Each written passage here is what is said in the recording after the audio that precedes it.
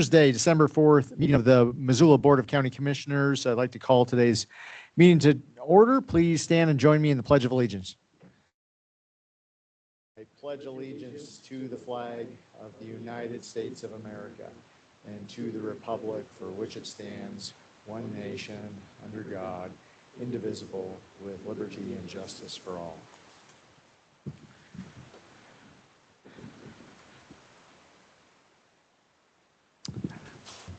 So today, Missoula County acknowledges that this event takes place in the Aboriginal territories of the Salish and Kalispel people. Welcome, I'm Commissioner Dave Strohmeyer. I'm joined by Commissioner Josh Slotnick. Commissioner Vero is out of town today.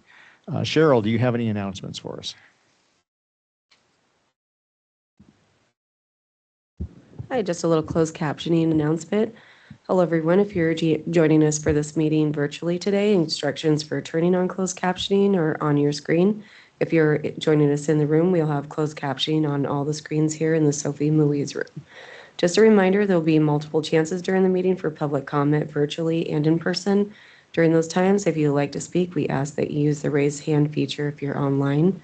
In the room, please raise your hand. If you're on Microsoft Teams, this is a small hand button at the top of the screen. If you're calling in on the phone, you'll need to hit *5 to raise your hand. Once called upon, please hit *6 to unmute. If you have any questions during the meeting, please come and find me. Thank you, Cheryl. We have one proclamation today. This is for Homeless Persons Memorial Day. Josh, would you like to read that? Absolutely. Thanks, Dave. Whereas winter poses extreme hardship for unsheltered and inadequately housed individuals, families, and children in Missoula, and whereas residents of Missoula will gather on the longest night of the year, December 21st, 2025, to honor and remember homeless individuals who have died in our community and environs. And whereas since 1990, December 21st has been designated National Homeless Persons Memorial Day by the National Coalition for the Homeless and the National Healthcare for the Homeless Council, and it is recognized by cities and states nationwide. And whereas in remembering those who have died without a home of their own, we keep urgent the cause of ending homelessness, the need for compassionate response, and the city and county's collective commitment to prevent such deaths in the future. Now, therefore, be it resolved that we, the Missoula Board of County Commissioners, and Andrea Davis, Mayor of the City of Missoula, do hereby recognize the 21st day of December 2025 as Homeless Persons Memorial Day.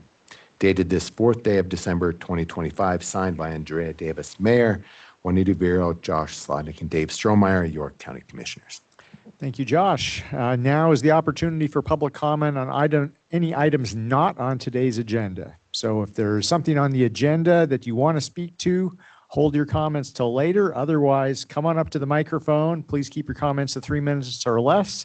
And hopefully your comments are on something that's within the jurisdiction of the Board of County Commissioners. So come on up, state your name for the record.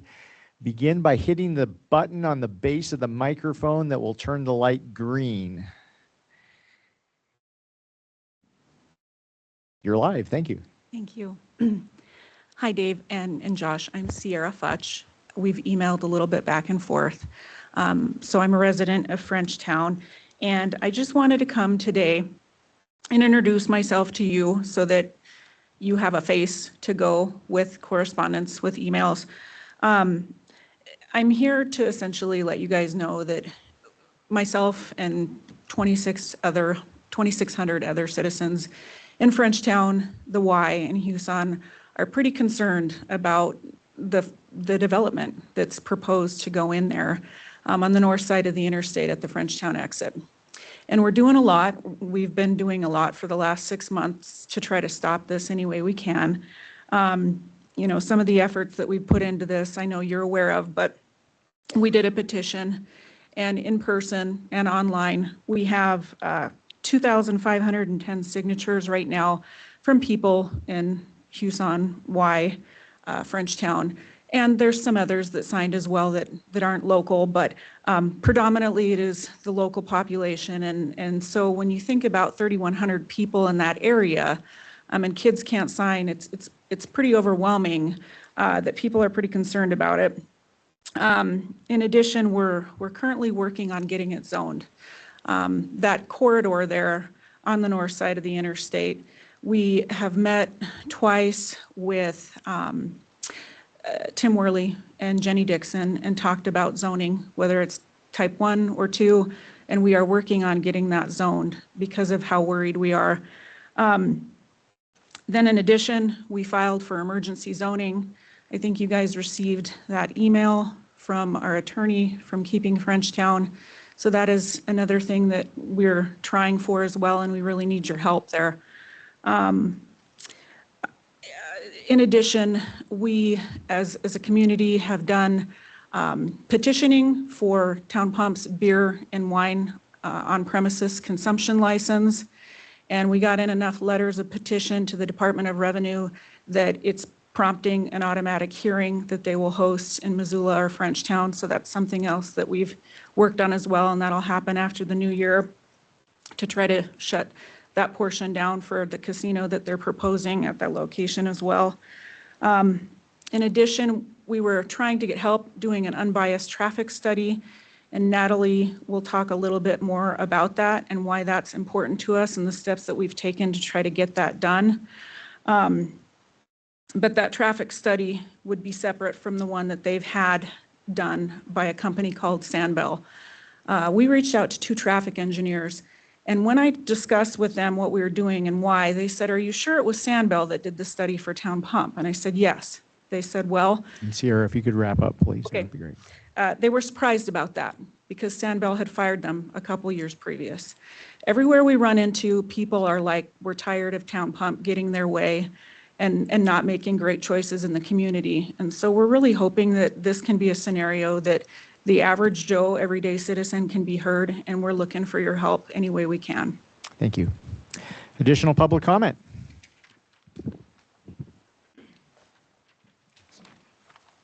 Hi, I'm Natalie, who she referenced, and Natalie, what's your last name? Golafon.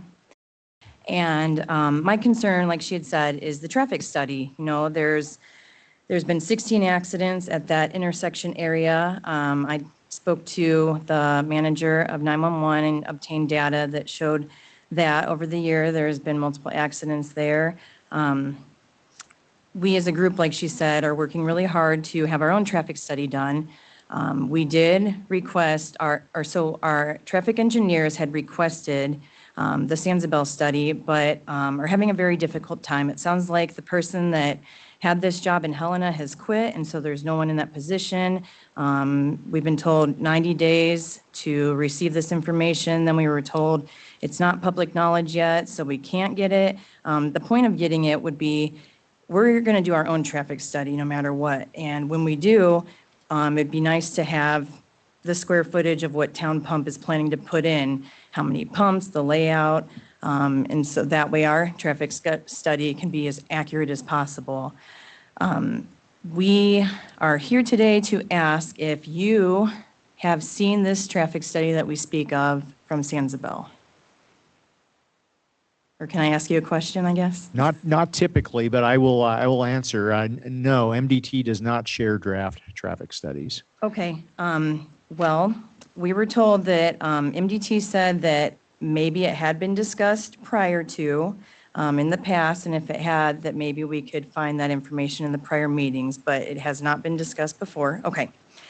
Then we were wondering, is this something that you can request on the Missoula County behalf? No, MDT, that's their policy. They don't share draft documents. We discussed it with them earlier in the week. With MDT? Yes. Okay. And then lastly,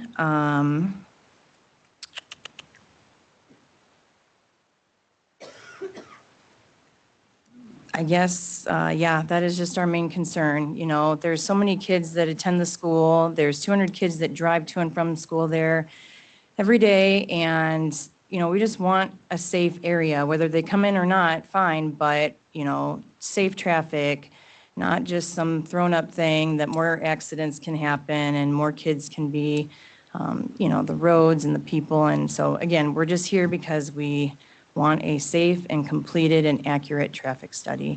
But again, that's not something that you can obtain. So we will keep working with our engineers and keep asking the questions to obtain this ourselves. Thank you. Thank you, Natalie. Additional public comment? Come on up. Thank you for your service. My name is Jan Ellis.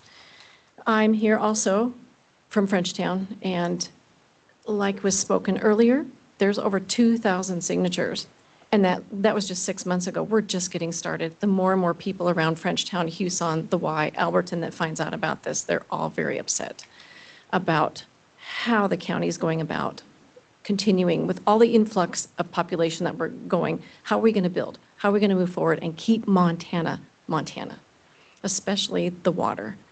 The water is a big deal in the Y, the water is a big deal in Frenchtown, and where the current business happens to be Town Pump that they want to build. Our water line is only 7 feet down, and there's irrigation for our cows and horses. Down the line from where the new business wants to build is our high school and middle school and the Clark Fork River.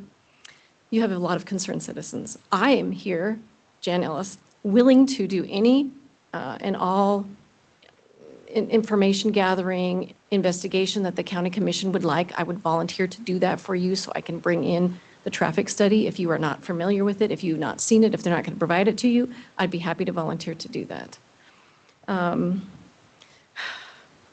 We're just getting started with the influx of people here in Montana. We need to protect our wildlife and our rivers. I don't know if the commission is aware, but there was apparently a town pump that went in Whitefish, and they have polluted the rivers up there. We need to set a better example for the state of Montana and say, no, we're going to take this development seriously, and we're going to make sure it's safe and it's not going to pollute our rivers and wildlife and our population. Thank you so much for listening. Thank you.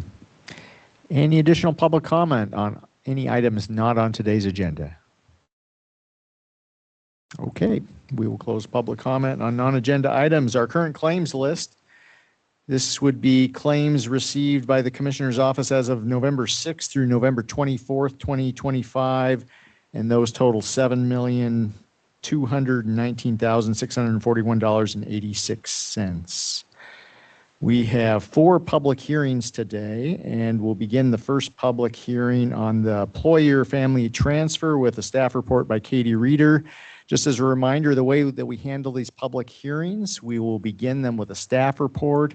If it's a land use decision like this one, we'll then have an opportunity for the applicant or applicant's representative to say a few words and or answer some questions for us. Then we will open it up for public comment, questions from the commission. We'll deliberate and take action. Katie. And if folks, you can stick around for the entire meeting, or if you've already spoken on an issue, you don't have to feel compelled to stick it out. Either way is fine. Katie.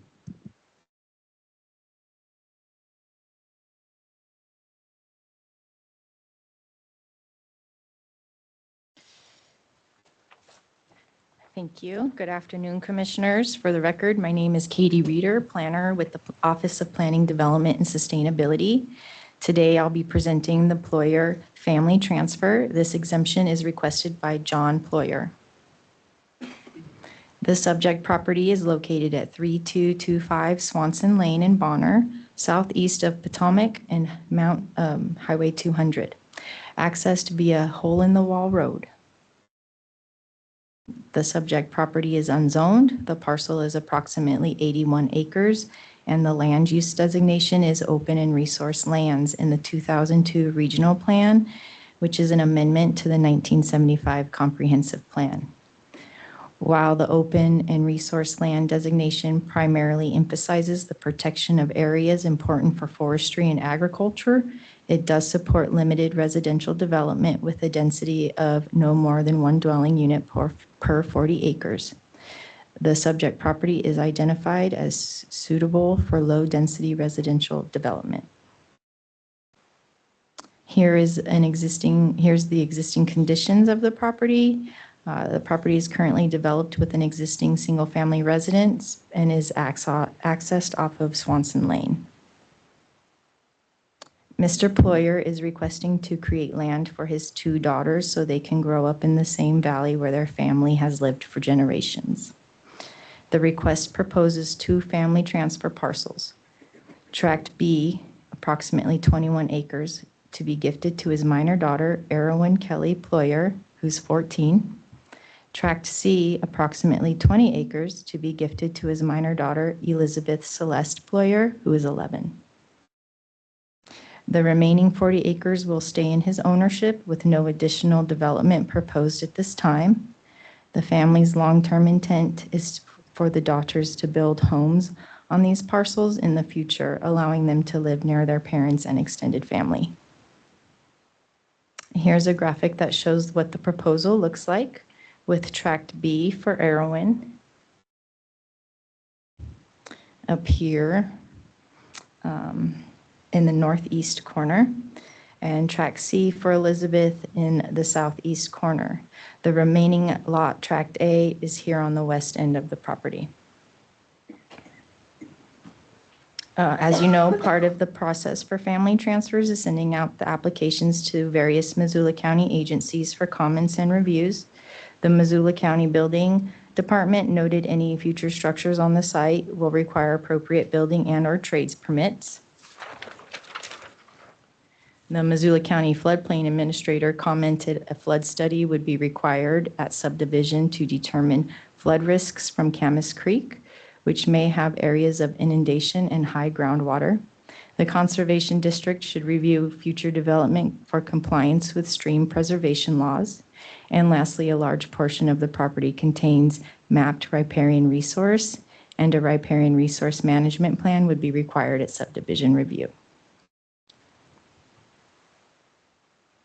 In reviewing this request, there were 2 general evasion criteria identified to possibly indicate evasion. The claimant has utilized the cemetery lot exemption in the past on September 19th, 2014, and the division is not with the open and resource land designation. While the proposed division does not align with the growth policies 1 per 40 acre recommendation, this alone isn't a basis for denial. State law doesn't allow land use approvals to be denied solely for not matching a growth policy. Staff has determined this request meets the intent and standards for a family transfer. So instead of the usual evasion questions we typically ask the claimants at the podium, we are now using a new affidavit issued by the Montana Attorney General's Office. The affidavit requires the applicant to confirm facts related to the proposed family transfer and includes evasion-related questions. Some of these overlap with the questions we formally asked.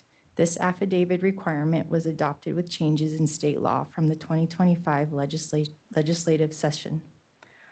Once this affidavit is signed and submitted, applicants are no longer required to come forward during the hearing to answer those questions verbally.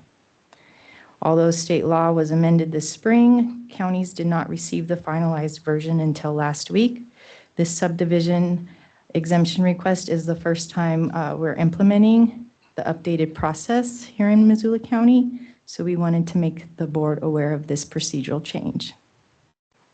I received the affidavit yesterday. And with that, in conclusion, staff recommends approval with the motion on the screen before you today. Commissioners, here's your language. So is Mr. Ployer or anyone from Montana Northwest Company present or online? We have Mr. Ployer here in the audience, if you'd like to ask him questions. Yeah, Mr. Ployer, would you mind coming up and adding anything else that you would like to add? We might have a few questions also.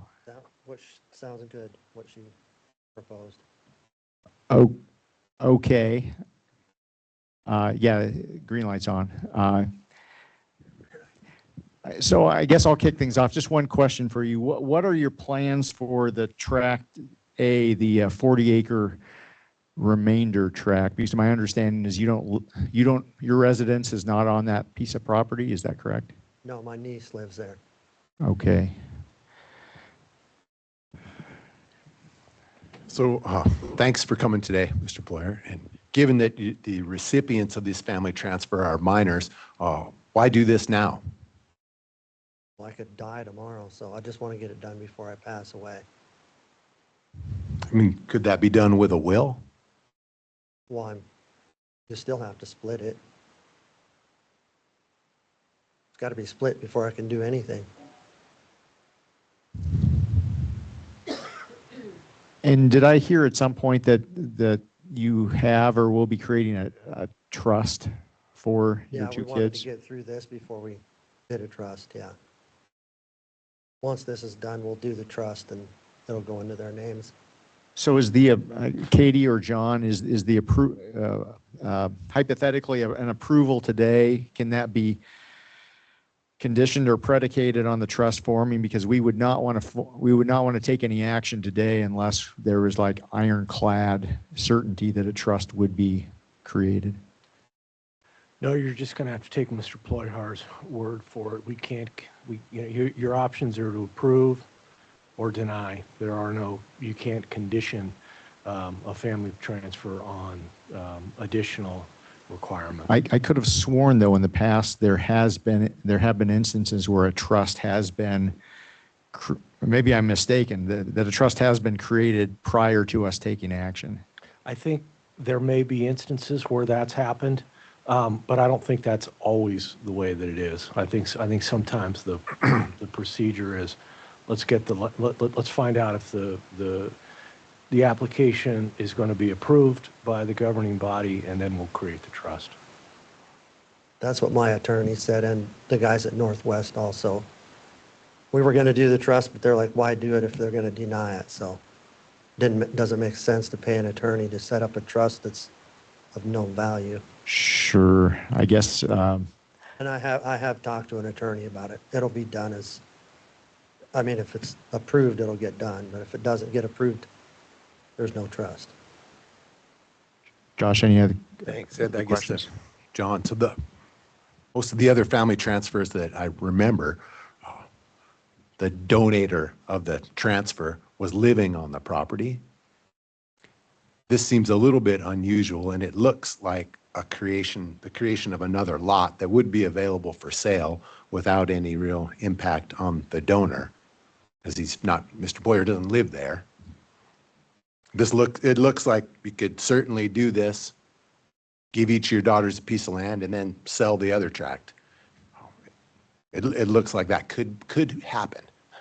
Well, I mean, Am I off base here? We oftentimes see that where the as you put it, the donor does live on the parent tract. I can't say that we always see that, and for good or for bad, the law doesn't require it. Okay, that clears that up. Any other questions for Mr. Ployer? Thank you.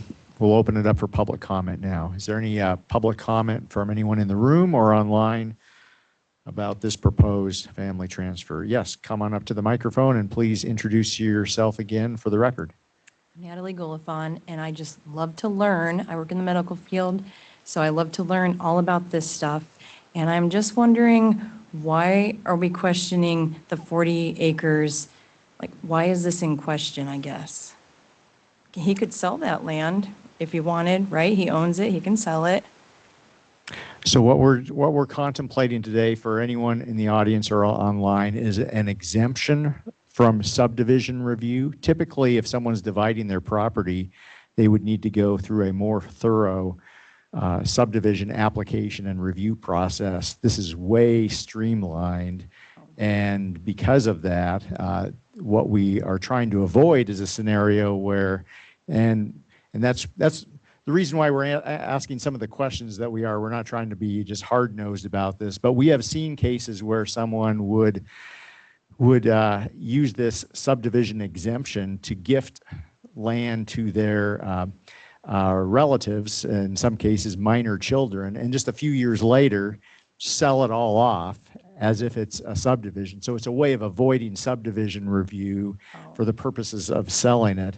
We absolutely are not questioning the integrity of the applicant today, but we have seen enough instances where that has been the case that we want to make sure that the property stays in the ownership of either the original property owner or the individuals who he's gifting it to. I was wondering, thank Yep, you. you bet. John, another question. Just a minute. Any other public comment from folks in the room or online about this proposed family transfer? Back to you, Josh. Thanks. So John, one other question.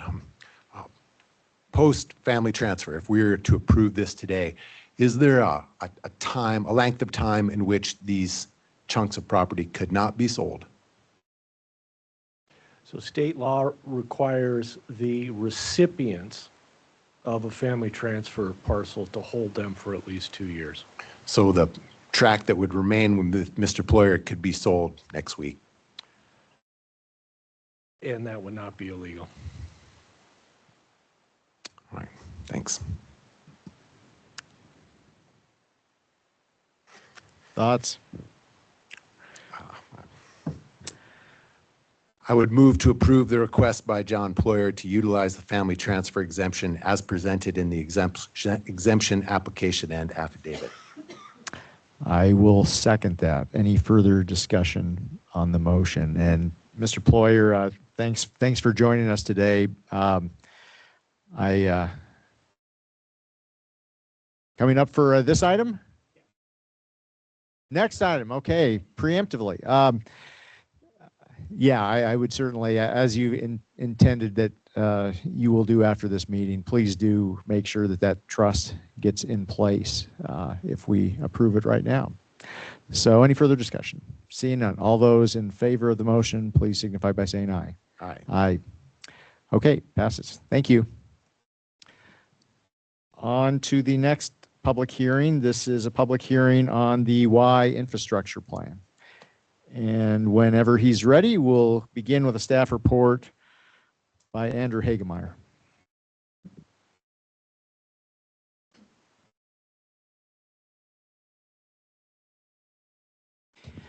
Greetings, Commissioners. I'm going to take this from a different seat today, as they're all full up here. Jeff's going to run the presentation.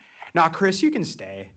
It seems fun to be up here. My name is Andrew Hagemeyer. I'm the Community and Economic Development Director for Missoula County, and today we're here presenting on the Y Infrastructure Plan. This is a proposed amendment to the Missoula County Growth Policy, and we'll walk you through all the details of the plan and how that relates to the growth policy. So I've got with me here today a team of folks that were a part of the consulting team that helped draft this plan, and I'll let them introduce themselves as they step up to present. So with that, let's get rolling.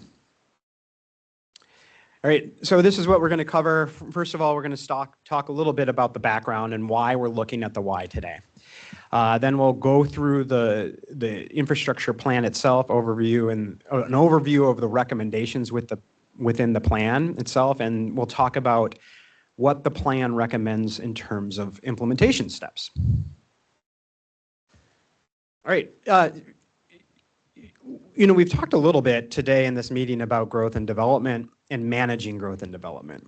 And in 2019, Missoula County adopted the Missoula Area Land Use Element. This adoption occurred after almost 3 years of public outreach and engagement that we gathered over thousands of signatures or thousands of comments at open houses, visioning sessions, you name it, we did it in the Missoula area. And what it did is it adopted a policy that's a vision for how we'll manage growth and development in the Missoula Valley. So not out in Frenchtown per se or up in Potomac, roughly in an area from Bonner out to the Y. This document, if someone was to ask, well, what's our vision for growth in the Missoula Valley? This is the document we point them to. This is our vision for growth. When we did this outreach process, there was one area in particular that people circled on the maps that said, this is a good spot. This spot makes sense for growth to happen, for development to happen. And it didn't matter what part of the community we were in when we did this. It was a matter of consensus, and it was the Y. The Y has a lot of the features that we're looking for to support growth. However, it's missing significant infrastructure. So that's why we're here today, to talk about what is the infrastructure that we need to support the growth and development at the Y. So we've got some real issues that we're trying to address in Missoula County. We need to find room for about 6,000 homes over the next 20 years. And these are not homes that the city of Missoula is anticipating. These are homes that we anticipate to be in the county. You know, and then when you think about the county as a whole, there are very few places in the county that we have the infrastructure to support development at scale, right? You need water, you need sewer, and you need roads to support development at scale. And what I mean by at scale is at densities. If you think about it, there are only a handful of places. Frenchtown is not one of them, but Lolo has a water and sewer system. However, it's at capacity right now, and it needs some significant upgrades and improvements to be able to address more growth. The other place in the county that we can support this type of development is East Missoula. But East Missoula is largely developed. There's still room for growth there, but it's not at scale. So the third place that we have in the county where there's potential is the Y, where we have sewer systems and we have water systems and we have the transportation infrastructure. So, however, though, our vision for growth, for managing growth in Missoula County, in the Valley, is focusing on compact development patterns. You know, it's really important that we also plan for areas of agriculture, that we plan for areas of wildlife. The Y is one area where we don't have those conflicts. So what we're really looking at is compact development patterns that require water and sewer. They require transportation networks, they require schools, they require fire stations, they require bike paths, things like that. So what this plan said that we adopted in 2019, the Missoula Area Land Use Element said, is that we need to proactively think about infrastructure at the Y to support this development.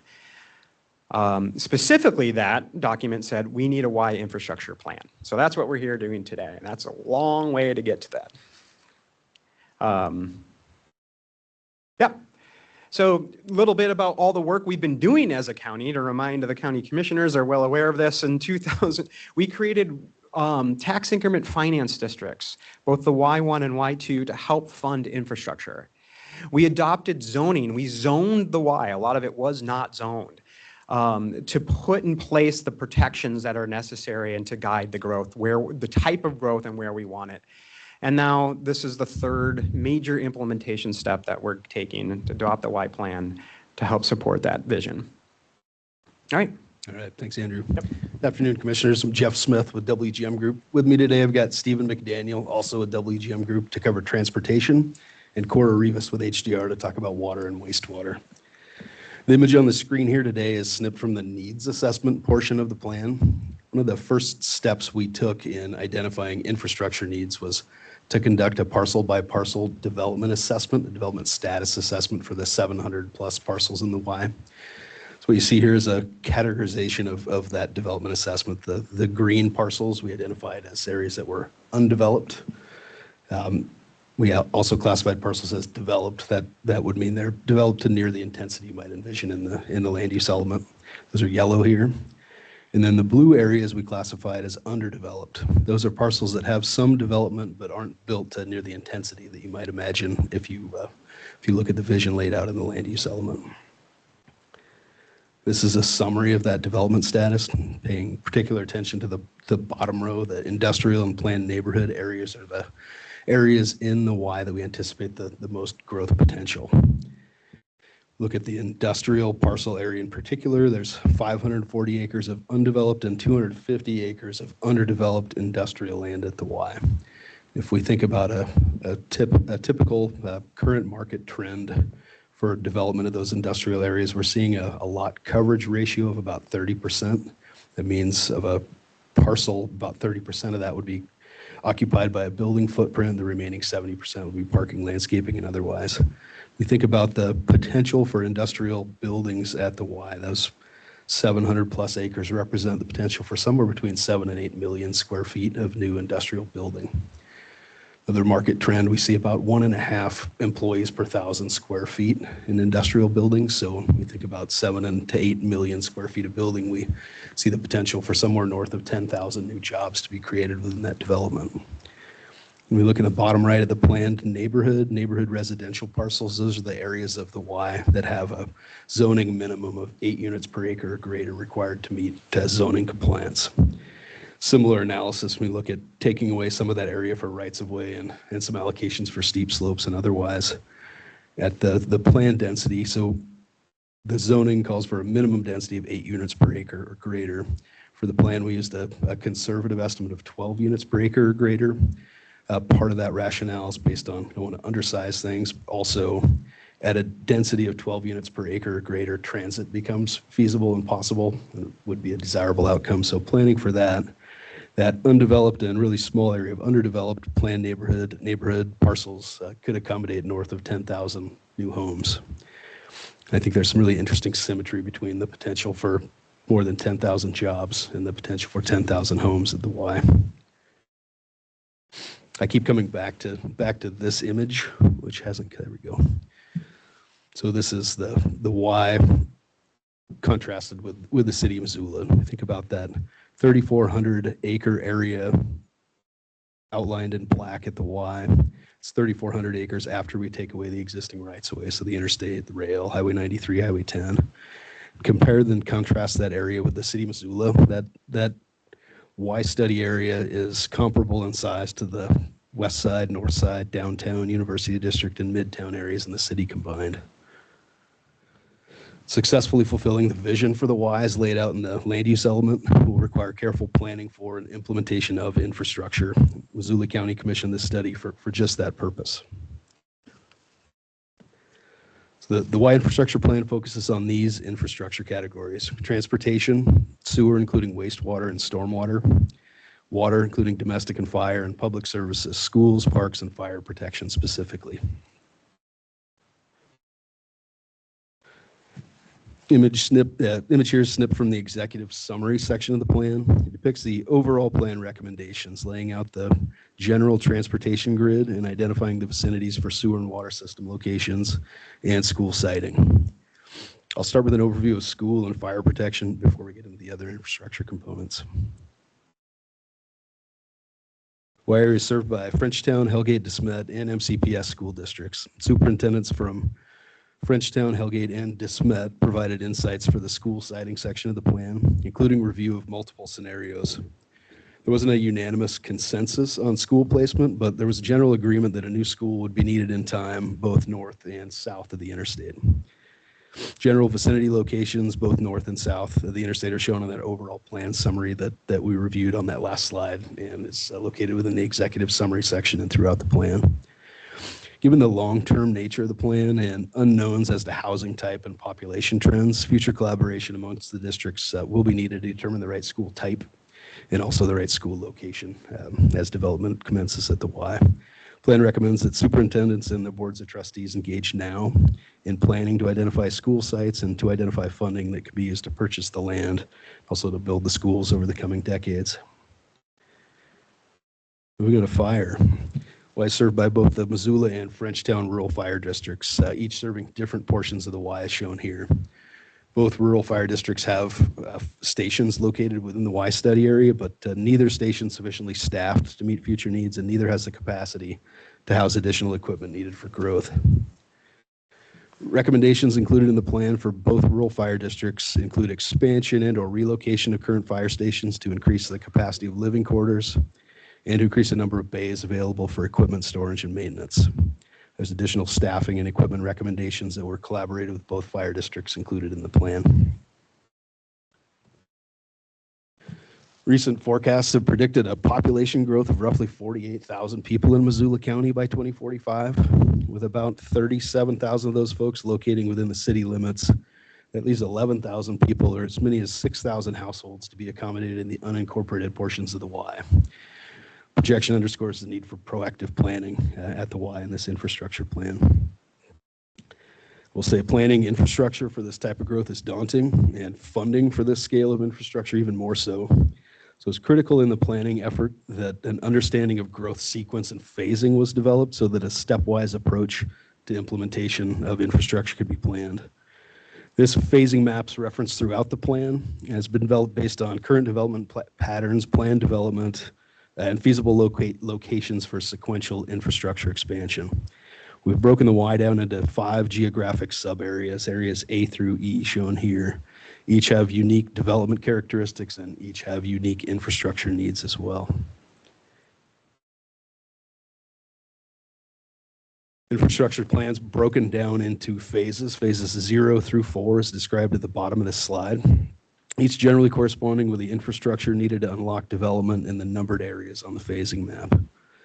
Phase 0 is catalyst and precedent infrastructure. That's the infrastructure needed early on to facilitate development. And the phases of infrastructure advance from 0 to 4, beginning with that catalyst and precedent infrastructure phase with gradual expansion and upgrade of the initial core improvements that are built at phase 0. From here, I'll pass it over to Stephen to talk about transportation. Thanks, Jeff. Thank you, County Commissioners. I want to take a step back and kind of explore And if you could state your name, please. Sorry. Yeah, I'm Stephen McDaniel with WGM Group. Thank you.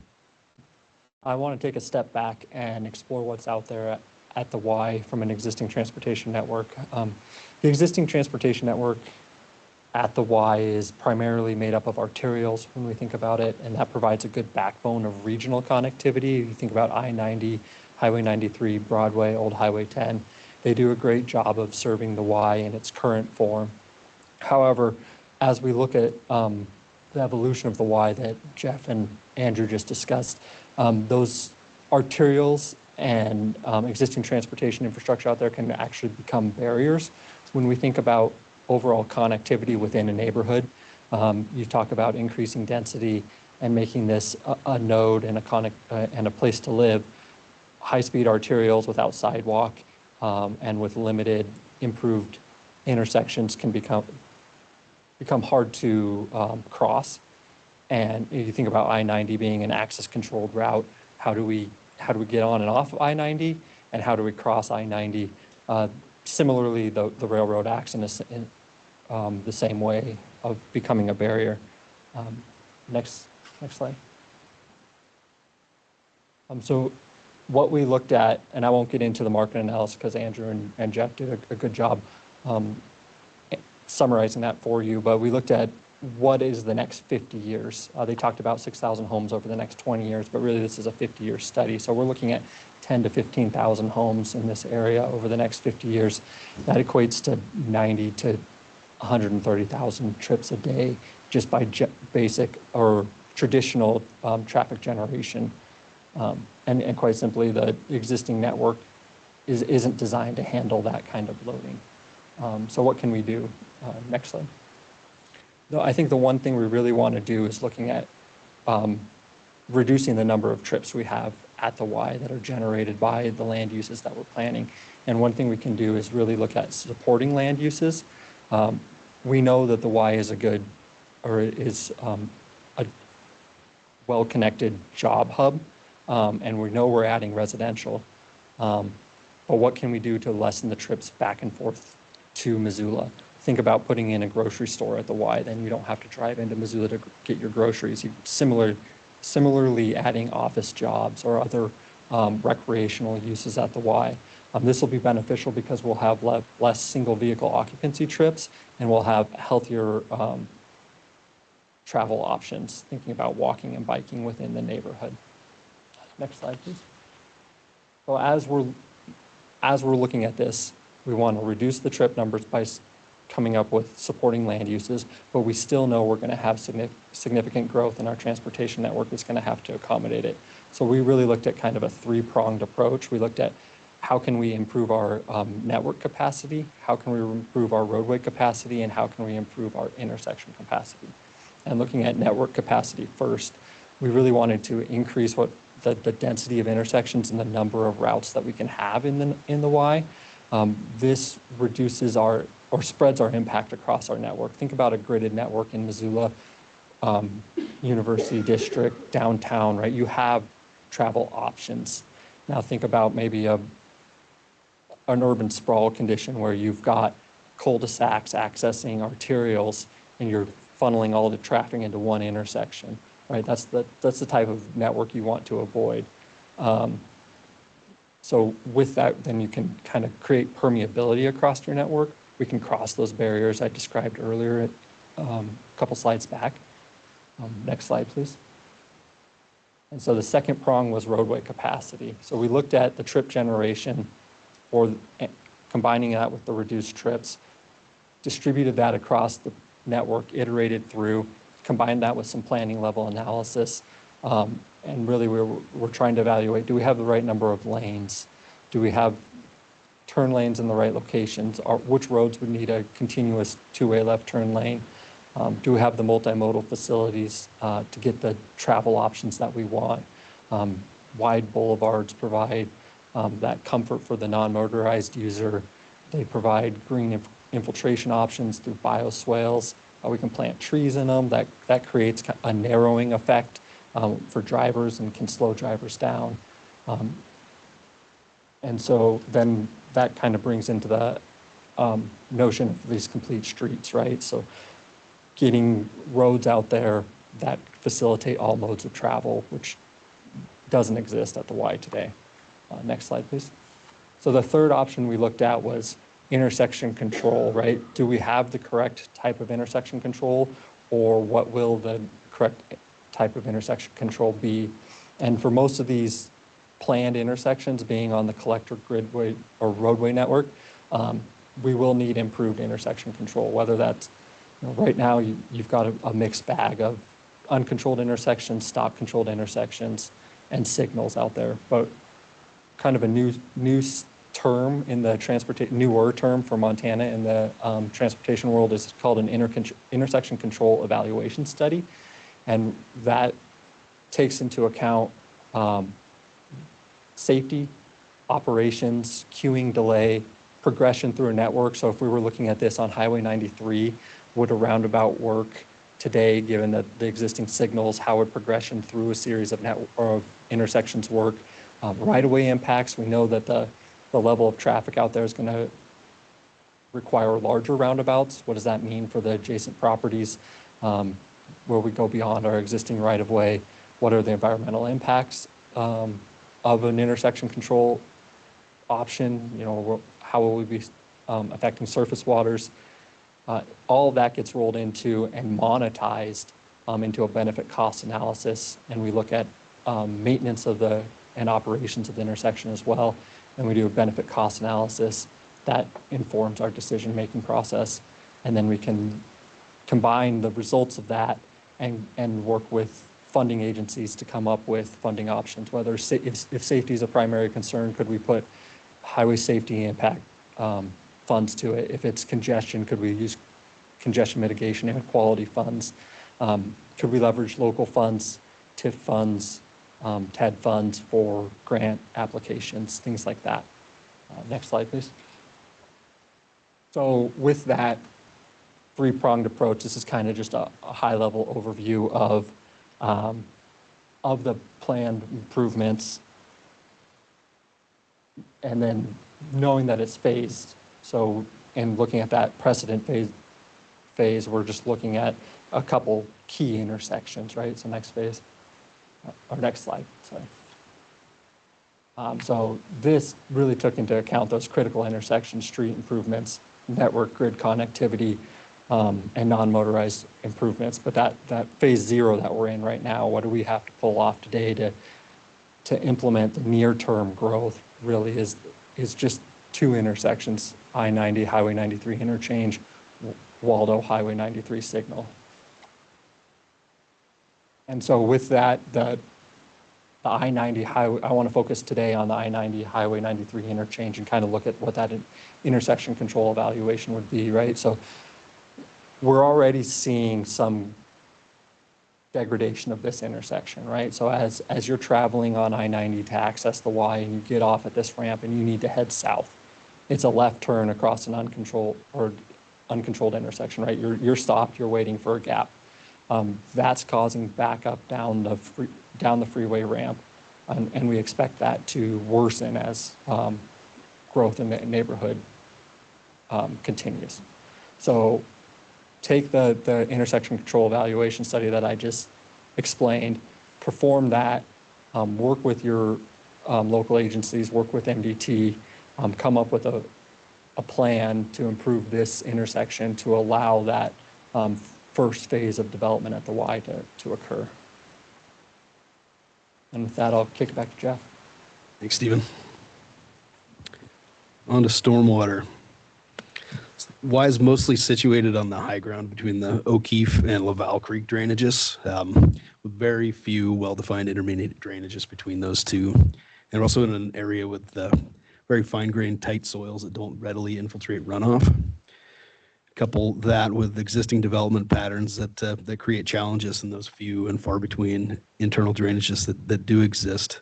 And it's very difficult to find clear pathways to route stormwater through the Y. Plan includes a comprehensive catalog of existing drainage improvements and includes a phase-by-phase recommendation for drainage infrastructure. Image on this slide is snipped from page 94 of the plan. Both regulatory improvements, zoning and public works manual updates, and physical infrastructure improvements are laid out on a phase-by-phase basis in the plan. Note that many of the regional scale drainage projects that are identified in the plan are also co-located along transportation corridors. So wherever possible, we recommend that drainage improvements, regional drainage improvements, are combined with road projects, both for design and construction, just for efficiency in that infrastructure development. Move on to water. So the Y area is located within the Middle Clark Fork Basin, which is legally open to new water rights. Permits, however, the hydropower facilities downstream of the Y, near the border of Idaho and Montana, have water rights to the entire flow in the Clark Fork for most of the year. So new water rights permits will require mitigation to offset that new use. Fortunately, there are multiple entities with mitigation water rights available for sale and suitable for use at the Y. The total that we cataloged was north of 50,000 gallons per minute, or over 30 million gallons per day of mitigation water available. The projected future water demands at the Y can be accommodated within that available mitigation water. I'll hand it over to Cora to talk about water and wastewater. I'm Cora Revis with HDR Engineering, and I worked on the water and wastewater parts of this study. So similar to the transportation, we use the population and development projections to complete projections for the water infrastructure needs in the area, and we phased it through the same areas as was used throughout the study. So current water service at the Y is variable and inconsistent. Much of the area north of the interstate is served by a small Y water system, which was constructed by development approximately 20 years ago, while most of the properties south of the interstate are currently served by individual wells, except for an area to the far eastern port of Butler Creek, which is connected to the city of Missoula. Within the last year, Missoula County has taken proactive steps for development towards the Phase 0 portion of Sub-Area B, which is an industrial area, and entered into a public-private partnership to facilitate construction of an industrial system in the area, and includes fire flow to allow for more intense industrial development and meeting the fire flow recommendations. For the overall water recommendations for service in the area, we considered connection to the city of Missoula's water system and an individual water system within the area. Through those evaluations, it was recommended that Missoula County take steps toward development of a comprehensive county-managed water district, connecting the existing systems out there to the future systems within the area. One primary reason is that while the service area boundary for City of Missoula is shown here in the yellow, the focus inward of that plan leads the city to focus inward. The plan, as outlined in the recommendation, includes water main routing along each sub-area and water system locations based on topographic needs and pressure zones. It includes a couple of booster stations and tanks that would be needed to meet the fire flow protection required. The system that's currently underway in sub-area B for the industrial system is about 480,000 gallons of water storage and 1,500 gallons per minute of fire flow that will be completed sometime this winter. There is a plan for that system to be expandable with the intent of providing additional domestic water storage in additional stages out to sub-area A in that planned neighborhood area west of Deshaw. So to advance the plan toward recommendation of the comprehensive county managed water district, we'd recommend the following steps. To complete a study of the existing Y system north of the interstate for potential county purchase and future expansion, and then explore options for additional public-private partnerships to expand the water system south and eventually tie them all together. We would also recommend a new aquifer study in the Y area to firm up plans for supply. So primarily the water would be coming from the ground in this area. There's not a surface water option for gaining drinking water in the area. And there are preliminary plans for the groundwater studies and the hydrologic surveys, but we'd recommend advancing that for the amount of water that would be required with the planned densities. So that covers the water. On the wastewater side, the green boundaries shown here show the area that are within the Y service area, but outside the City of Missoula service area. So those are areas of primary concern for this Y area study. The gray area inside, which is inside the service area boundary for City of Missoula, is currently served by the RSID 8489 and has a backbone sewer that runs through this area to the City of Missoula's treatment. So the plan recommendations for within the wastewater treatment plant include additional coordination with the City of Missoula for that area interior of the Y to continue running to the City of Missoula sewer in coordination, as well as the planned densities for those areas of what was constructed through the RSID and what could occur in the area due to the planned densities. So in addition to looking at adding additional flows to the City of Missoula, again, an on-site individual system was contemplated for the Y area. And the recommendation is to use the planned neighborhoods within the growth policy and those areas to construct separate but connectable areas in a stepwise approach in order to serve the sewer for the area within the Y outside Missoula's service area. These on-site systems would be recommended to have high levels of treatment, such as a membrane bioreactor, which treats to the highest levels for nutrient removal and includes filtration. And this would allow for very high quality water to be disposed of. In this situation, that water can even be reused in cases. But the difficulty at the Y involves where would that water go. So the soils that Jeff mentioned that are difficult for stormwater infiltration are also difficult for disposal of treated effluent through the groundwater.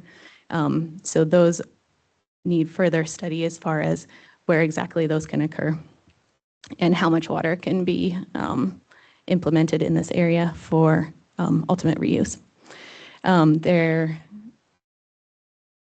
The area to the east, which is the Butler Creek area, is not anticipated for development at this time, but a recommendation would be to look at it in the future, coupled with the MBR system.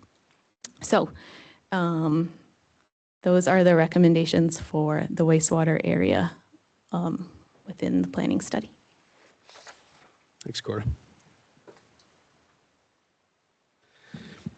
I recognize as we were going through this that I should have had a phasing map on each image as we're talking about sub-areas A, B, C, D, and E.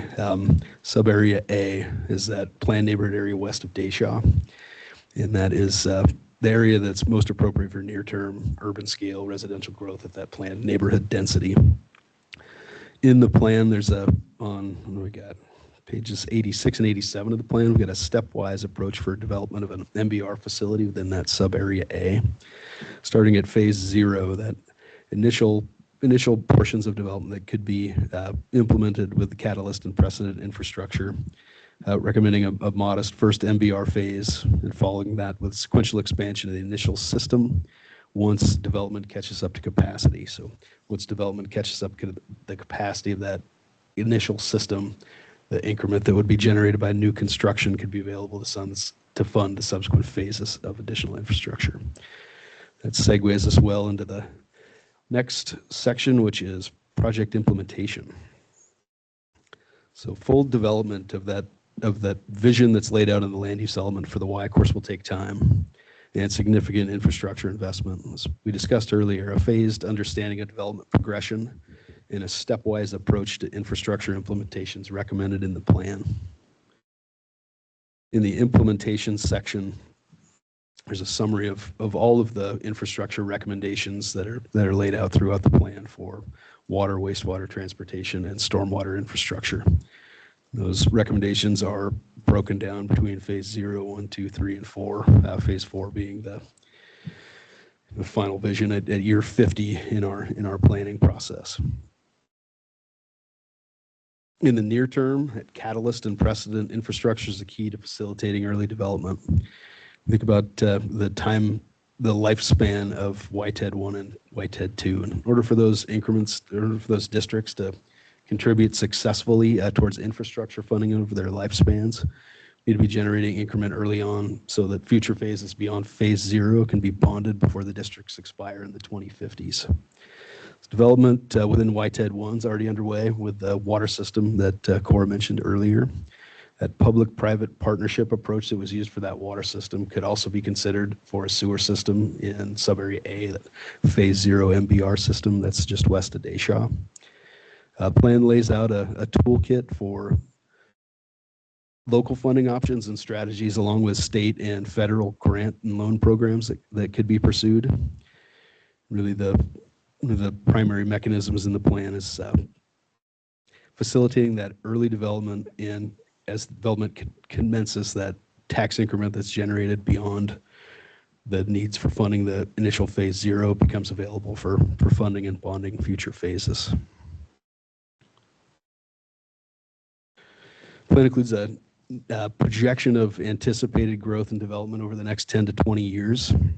That's based on projects that are currently underdeveloped and or are in the planning stages. This forecast can inform estimates of tax increment generation over the coming decades to plan funding strategies and also to identify gaps where external subsidy will be needed. The final pages of the infrastructure plan and the implementation lay out a strategic recommendation for addressing phase 0 infrastructure. So ranging from local tax increment financing to state funding to state and federal grant strategies with public-private partnership leverage where possible. We worked on a stepwise implementation approach for that phase 0 precedent catalyst infrastructure that could be acted on. With that, I will hand it to Jordan to cover the staff report. Good afternoon, Commissioners. My name is Jordan Hulla. I am the GIS and Planning Specialist with the Missoula County Planning, Development, and Sustainability Department.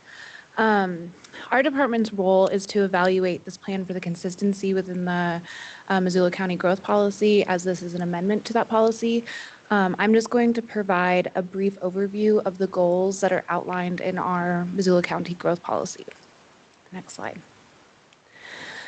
So our first goal that we identified is to conserve vital natural resources, including surface and groundwater air quality, agricultural resources, iconic landscapes, fish and wildlife species and their habitats, and native plant communities.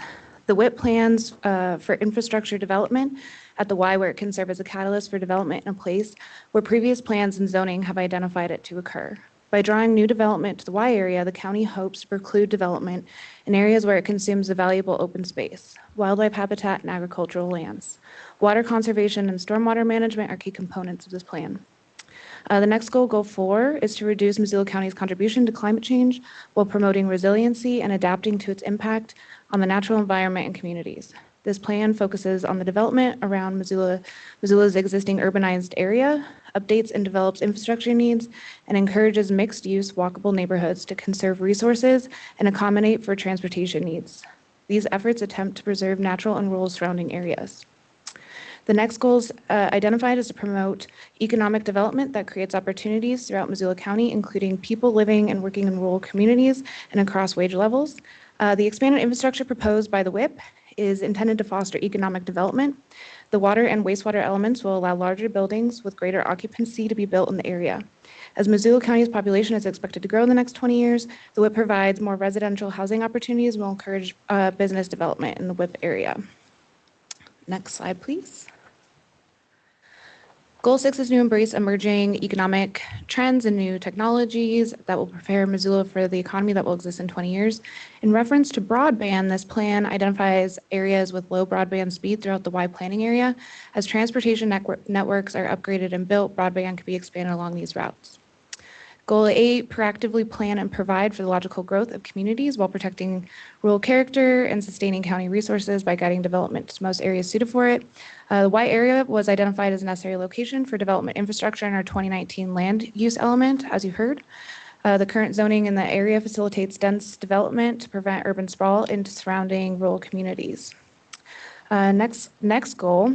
The Y is a mix of suburban and rural areas that are currently served by a patchwork of existing infrastructure. The Y plan seeks to establish a comprehensive set of infrastructure and services for the area. Next slide.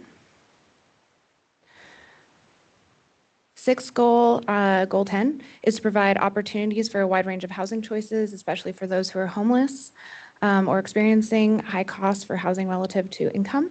Through infrastructure implementation, this will allow for a wide range of housing options to be developed. By partnering with private stakeholders, the WIP will incentivize high-density housing in accordance with the growth policy and land use element. Next goal is to reduce safety risks and costs associated with wildland fire, flooding, and other hazards. The Y area is a low-hazard area. There is flood risk along O'Keefe Creek, but there are no FEMA floodplain or flood hazard areas in the WIP area. Similarly, wildfire hazard risk is lower in the WIP compared to other narrow canyons and mountainsides throughout the valley. Goal 13 outlines a vision to promote equal access to employment, safe housing, transportation, community services, and amenities for all segments of the population. Being at the intersection of Interstate 90 and Highway 93, the Y area will promote housing, employment, and transportation. New development in this area will see economic growth and greater housing opportunities for a wider area of the county. And finally, the last goal in our growth policy, goal 16, which is to promote cooperation between Missoula County and the city, state, federal, and tribal governments. The WIP will require collaboration between the county and a wide variety of state and local governments. For example, as housing grows, cooperation with the school districts will be crucial for identifying the need for a new location for a new school in the area. Additionally, the city will be particularly important regarding water, sewer, and transportation. Next slide. In addition to being in compliance with the growth policy, the WIP supports the objectives of the 2019 land use element. The land use element condenses values and themes developed during the planning process into implementation strategies that it calls imperative. The WIP addresses imperatives including incorporating community values, facilitating compact development patterns, providing adequate area for housing supply, promoting wide variety of housing types, and using the infrastructure we already have in place. Next slide. This is just a map for reference of what the current zoning looks like out at the WIP. You can go ahead and go to the next. And finally, this last map just is from our 2019 land use element, and it just shows the areas that we identified for future development. And last slide. In summary, the WIP advances multiple growth policy goals by preserving natural resources, updating and creating needed infrastructure that supports industrial, commercial, and residential uses, and encourages development along existing infrastructure and deters development in surrounding rural neighborhoods and hazard-prone areas. Thank you.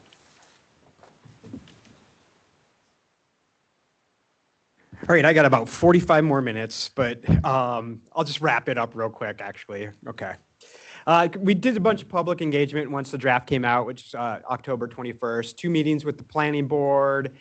We met West Valley Community Council. We presented to leadership Missoula, and of course this also is open to the public for comment as well. We had some good conversations, lots of good questions. I think we did a good job at educating the public that was in attendance at these meetings of what was in the plan.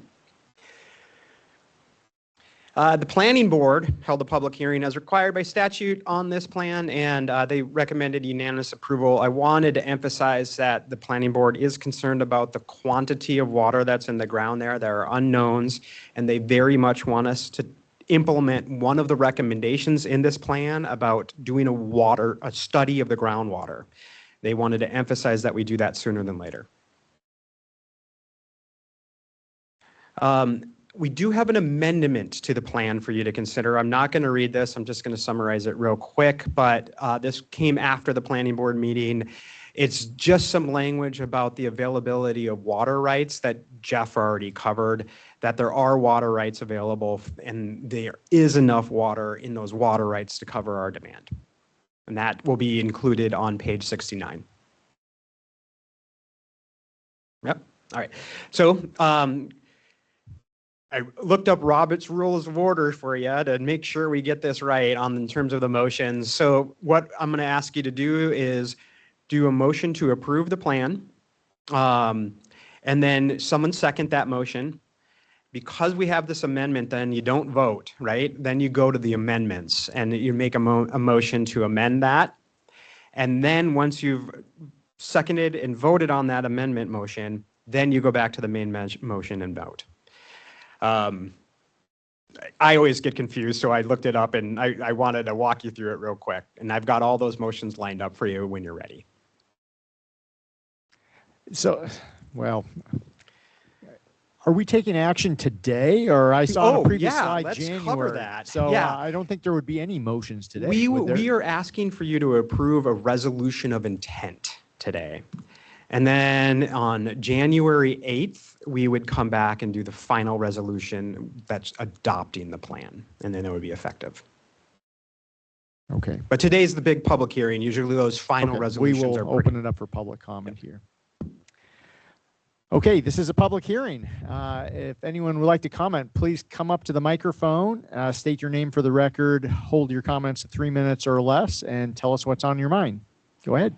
Hi, thank you again. My name is Jan Ellis. My comment is I'm not against any development at the Y, but I do have some concerns. As a former school bus driver, right now it's the traffic itself, picking up and dropping off those kids is difficult because of what they said, the traffic, and that would definitely need to be looked into as how we could make that safe to get the school buses to turn left. So during the school year, the traffic, you've got people delivering kids to Frenchtown School from the Y. I'd like their company to look into that and address that. Then during the summer, we have wonderful tourists coming through, going through the Y up to Glacier and Mount. I'd like them to look at the transportation problems. I don't think they've addressed the tourists or the school buses. And we have a wonderful Army Reserve base up there. I'd like the Commission to realize the military bases have established security zones around their perimeter. The width of these zones can vary significantly based on the base's size, mission, and the type of facility. As a citizen of Missoula County, I would like them, if they need to be deployed, to have that access to whatever traffic and whatever they're moving forward with the vision that our military can deploy out of their facility that is located at the Y. Thank you so much. Thank you. Additional public comment. Come on up. Don't be shy. I see heads whipping out there. There we go. My name is Colleen Holmquist. My biggest concern for the whole thing is about water and about the amount of water. When I first, I started reading the plan, got through about 30 pages, and that was the first thing that I got stuck with was, how do we know there's enough water? I started doing other research, and I couldn't find that the USGS has done any studies on aquifers in Montana, but they've done it in all other places in the country, and there's been a lot of places where the aquifers have dropped dramatically, and with all the extra people expected to come here and all the businesses, how will we make sure there's enough water? What will be the plan for, for that if we run out of water? Like I was reading one of them and the water level had dropped 300 feet. I mean, it took about 50 years or something, but the point is we're looking at 50 years. And also, I know this is anecdotal, but I was talking to someone who he told me about 20 years ago, he was a civil engineer in Bozeman, and they said the water table was 4 feet below, thought they'd have water forever. And he was just talking to some of his colleagues there, and they're concerned now, 20 years later, that, with all this growth, now there is a water concern. So my biggest concern is how will we ensure that there's enough water for everybody who's here and all of the development that we're talking about? Thank you. Thank you.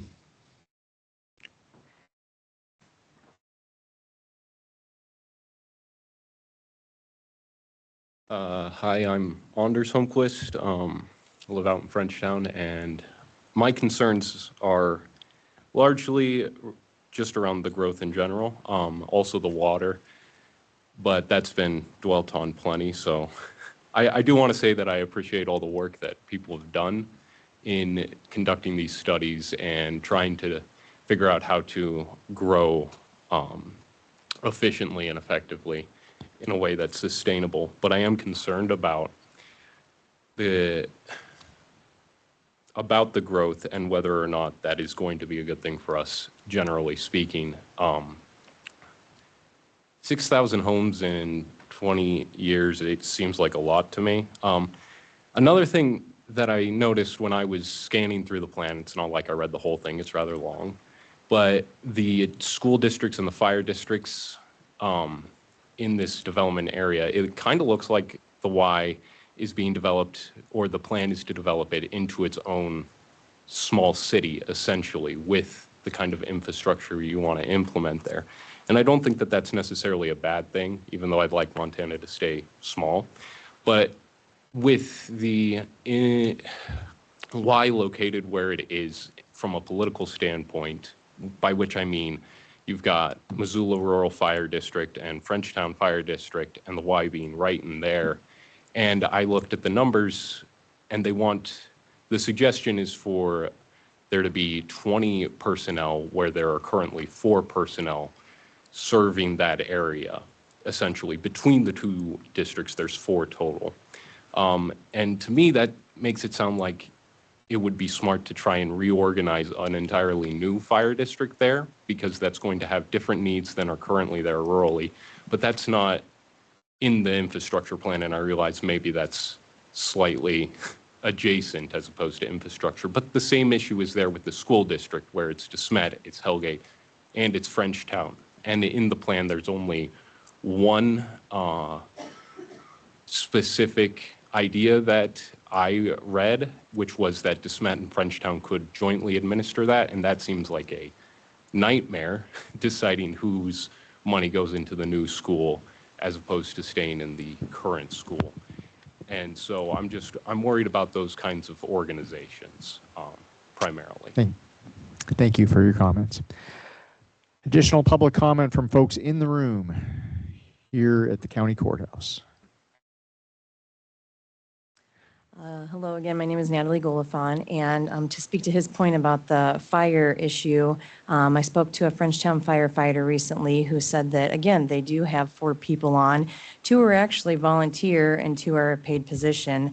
We have multiple volunteers throughout the Huson, Alberton, Petty Creek, out that way. I don't recall how many are in the Y area per se, but that is a huge problem that we need to make sure that we have enough personnel to do said problems, because not only does Frenchtown do the fires, but then they also have the EMS, and not always do they have a paramedic on shift. I think some people don't realize that. Working in the medical field, paramedics do different things than just regular EMTs, and not to discredit the EMTs at all, but we don't have the manpower to service such a general area when it comes to providing EMS and CPR support. I have a relative who cardiac arrested this year, and it took 17 minutes for them to get to Tukey Trek, right up at the top of or in the Y, like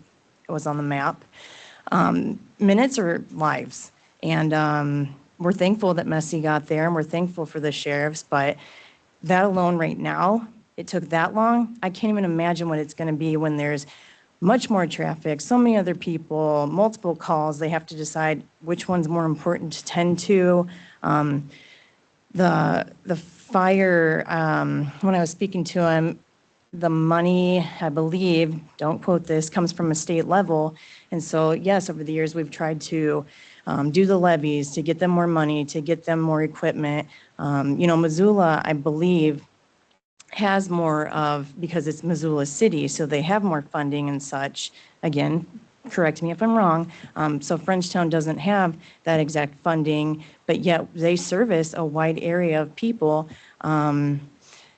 The last year, I believe he said they received 1,000 calls when, 5-10 years ago, it was maybe 200.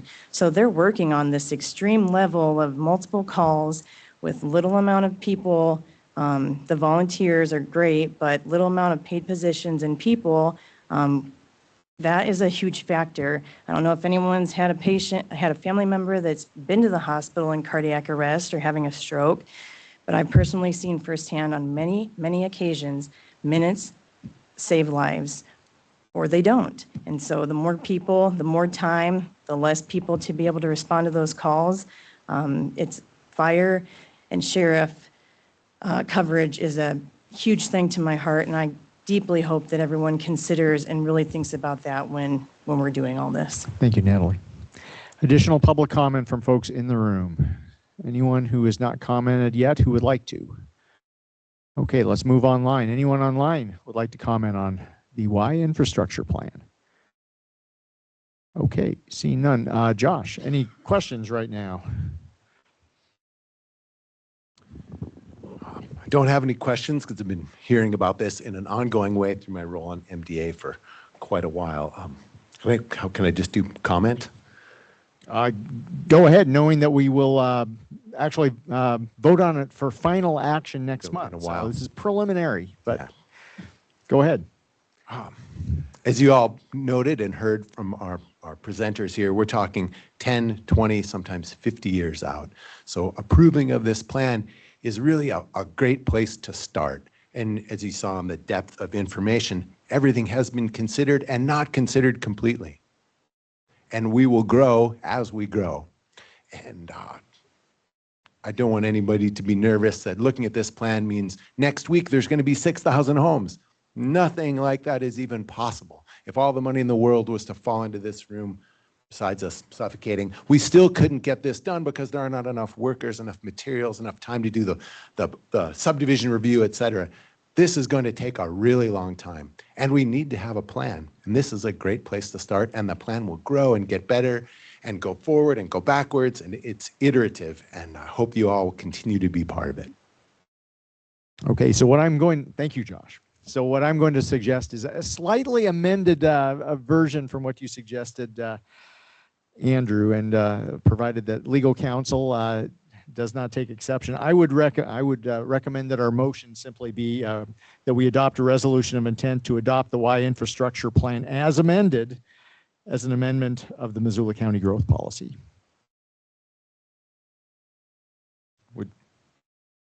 With me, and I saw our attorney. Okay, I will second that motion. Any further discussion on the motion? Seeing none, all in favor? Aye.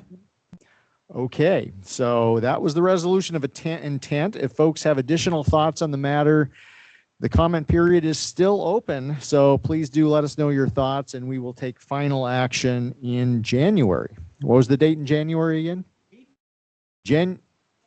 January 8th. January 8th. So if you have not gotten enough of this topic by then, come on out and join us again. With that, we will move into our third public hearing today, and this public hearing is on the John Engen Building FY26 budget update and brownfields abatement agreement. And we will begin with a staff report from Missoula County CAO, Chris Lonsberry. Just know the word abatement, people run. I see that. Asbestos. Chris. Good afternoon, Commissioners. Chris Lounsbury, Chief Administrative Officer for Missoula County for the record. Today we're going to spend a little bit of time talking about the John Engen Local Government Building.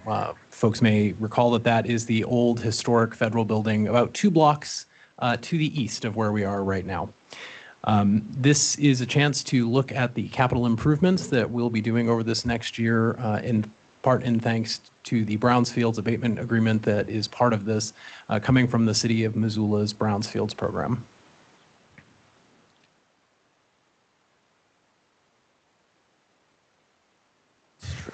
Just a little bit of history on the local government building. It was constructed in 4 main phases between 1911 and 1938. It is a nationally registered historic place. That happened in 1979. It's 3 stories above ground with a daylit lower level, approximately 120,000 square feet of usable space in it, and currently hosts the post office on the front piece that faces Broadway. It has largely been vacant since the Forest Service moved out of the building in the downtown area out to the Fort Missoula area in 2015. Just a reminder on how Missoula County and the city of Missoula came to acquire the building. So we created we've had a desire for a while to co-locate city and county services to make it easier for the public to access those services by having one place to go and not having to worry about which one of the 2 governments they're going to. So when the Forest Service moved out, we've worked with our federal delegation and the federal government to look at options that might be appropriate for the federal building. That would help to meet some of the goals of the downtown master plan, including invigorating one of the historic downtown buildings. We were fortunate enough to receive the building at no cost as part of an acquisition from the federal government, but that does come with some restrictions, and part of that is that we preserve some of the historic nature, interior and exterior to that building. So the building itself is co-owned by the city and county through a special district that was created by the city and county of Missoula specifically to be able to hold that building in trust. Every year we have a general operations budget for that building. Right now it's very small because really what it's doing is making sure that heat, light, we don't have frozen plumbing, and then making sure that the post office can operate that. So we have a small lease with the post office where they contribute about $149,000 for use of the space in there. And then we have some general operational costs, heat, light, water, garbage, snow removal, those kinds of things. Comes out to about $293,000 in costs. About $149,000 of that is covered by the lease from the post office. And then the 2 local governments each contribute $72,371 to make up that operational budget that carries the building from year to year.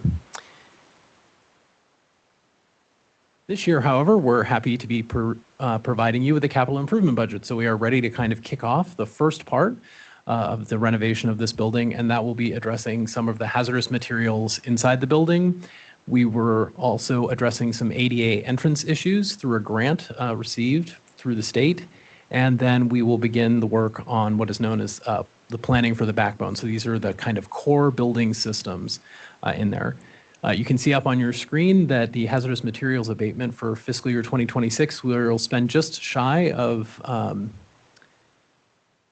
it's a little small on my screen, even with my glasses on for me to see for this. Looks like all told among those 3 projects, we'll spend a little over $3 million for the entirety of the projects. About just shy of $8 million of that will be the hazardous materials abatement.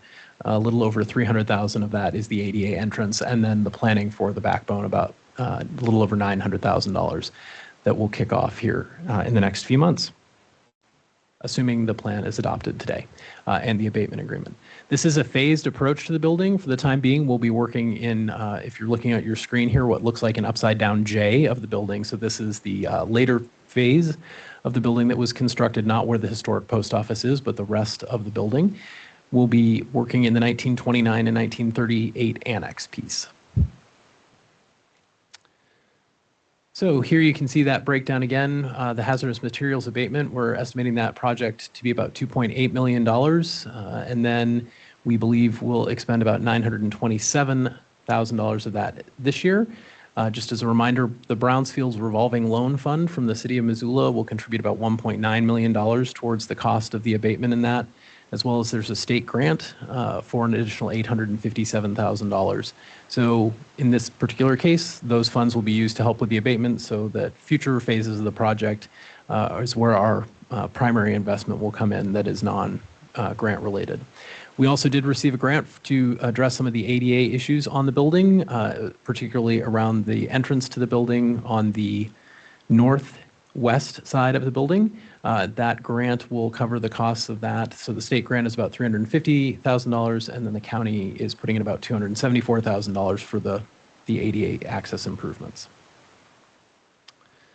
And then we will begin the backbone design, and this is where we really get into beginning to upgrade the interior of the building so that it can become the future home of office space for both city and county functions.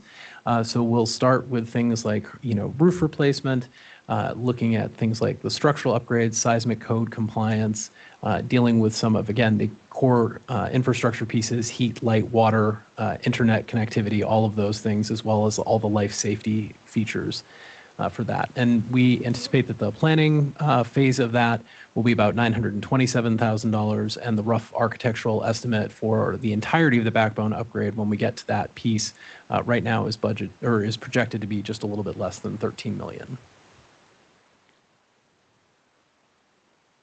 So today what you have before you, Commissioners, are two different decisions. One is to adopt the FY26 Special District budget that enables the operational and maintenance pieces of this year that are going on in the building, as well as the hazardous materials abatement, ADA entrance, and then design for the backbone piece. And then the second is to agree to the abatement agreement between the county and city of Missoula to be able to use the Brownsfield's revolving loan funds, as well as the grant to be able to do that mitigation work inside the building. And with that, I'd ask that you take public comment, and then there is a motion for your consideration. Thank you, Chris. Is there anyone online from the public who would like to comment, seeing as how we have no general members of the public here in the Sophie Moise room? We don't count him as a general member of the public. Anyone online like to comment? Griffin, do you have any questions? Oh, you had the bonus opportunity. Okay. Any questions, Josh? I do have one question, unless you have. So some inquiring minds out here might be wondering, why are we adopting the FY26 budget halfway through FY26? That is a great question, Commissioners. When you adopted your budget this year, we estimated the budget off of the FY25 expenses. And so what we're doing is truing that budget up now that we have those ADA pieces of the grant, as well as the pieces around the abatement.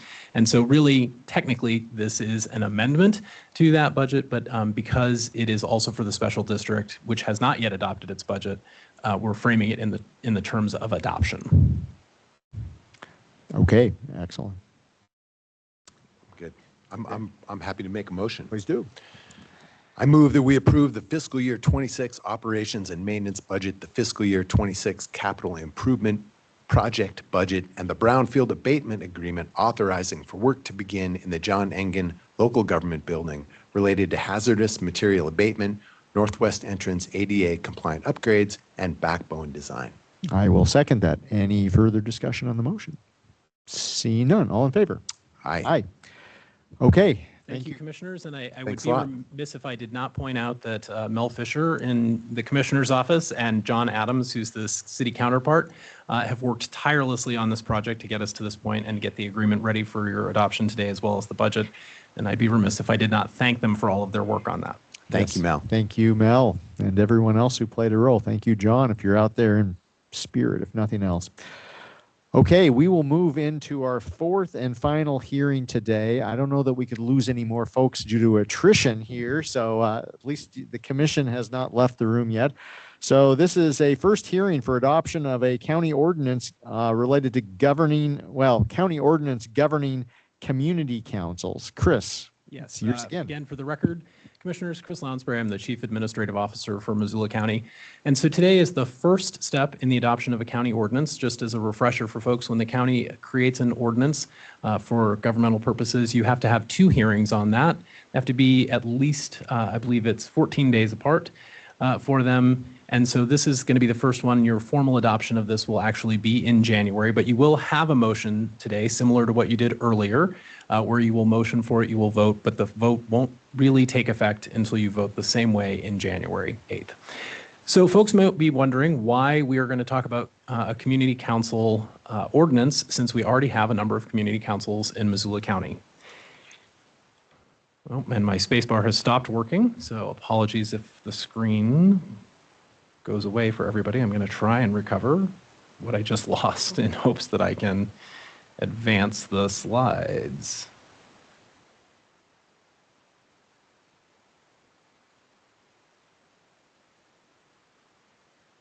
Maybe. There we go. Sorry about that.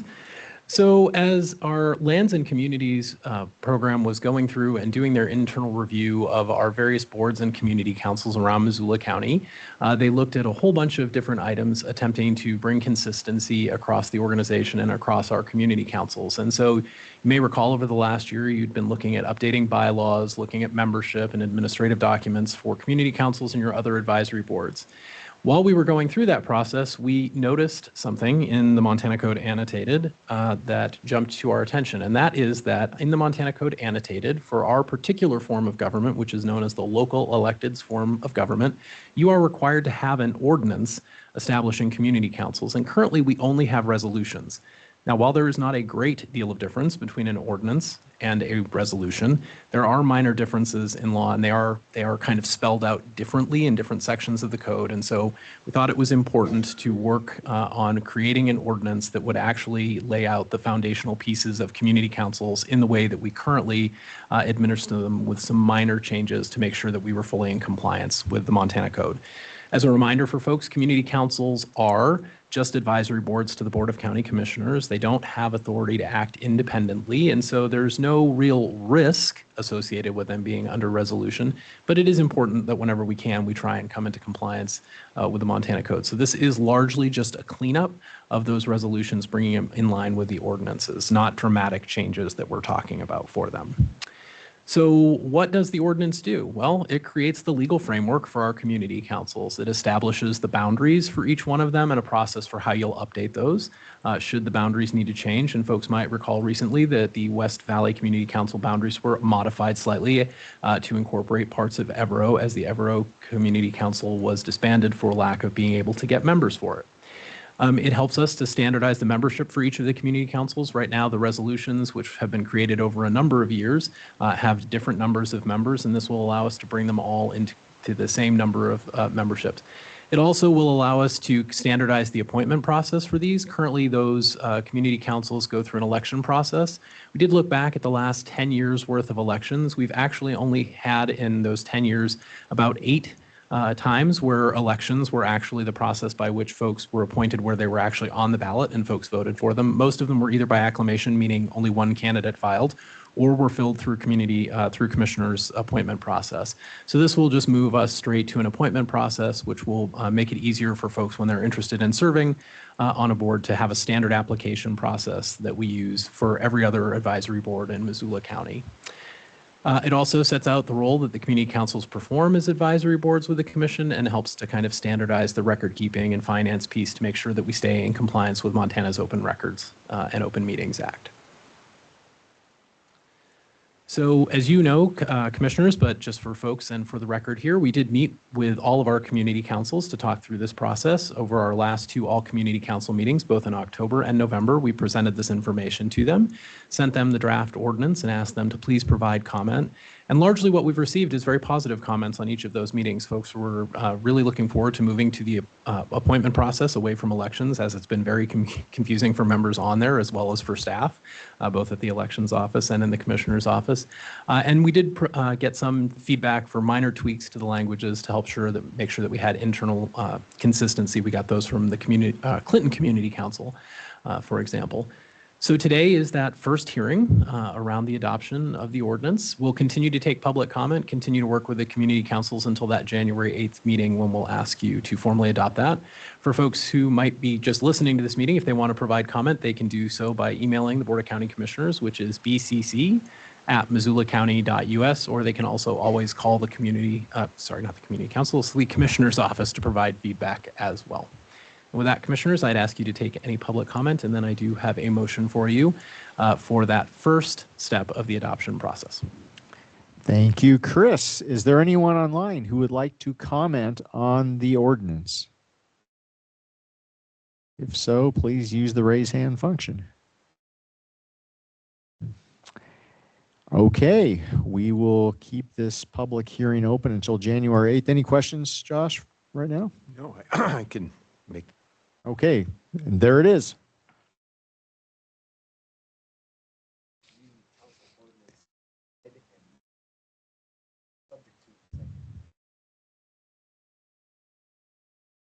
Okay, I'll second that.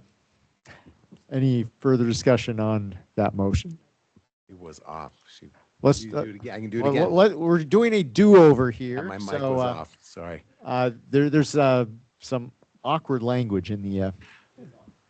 I move, consider the Missoula County Community Council ordinance read and move to adopt the ordinance subject to the second hearing on January 8th, 2026. I will second that. Any additional discussion on the motion? Seeing none, all in favor? Aye. Thank you, commissioners. And again, I don't want to be remiss here in thanking Kyla Leonards in particular from our Lands and Communities Office for all of her work on doing all the background research on this and helping to put together all the documents for it and helping us coordinate that, as well as Maddie Scott in your office, who also works on boards and community councils. So. Okay, thank you, Chris. We have no other business that I'm aware of to come before the commission today. Is this our last public meeting of the year 2025? Of 2025. Okay, Merry Christmas, everyone. We'll see you in 2026. We'll be adjourned. Thanks.